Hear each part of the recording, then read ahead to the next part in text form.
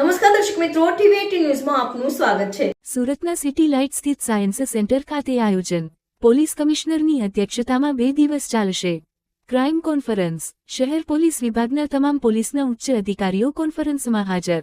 Crime કોન્ફરન્સમાં police અધિકારીઓ, PI, PSI તેમજ કોન્સ્ટેબલોની હાજરી। પીએમ મોદીની સૂચના અન્વયે અને ડીજીના આદેશ દરેક જિલ્લામાં આયોજન। આગામી 5 વર્ષ પડકારોનો સામનો કઈ રીતે કરવી તેની તૈયારીના ભાગરૂપે આયોજન।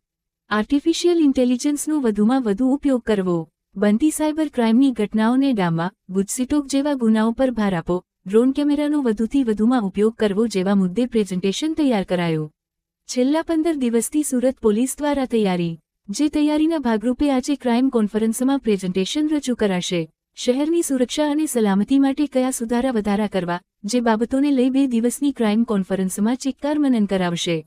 ક્રાઇમ કોન્ફરન્સમાં 200મી પણ વધુ जो सूरत માટે શું ચેલેન્जेस છે અને આમાં કઈ રીતે અમારા જો ફ્યુચર જો પ્લાનિંગ રહેશે પોલીસિંગમાં, જેથી સુરતને વધુ સારી રીતે સિક્યોર રાખી શકીએ।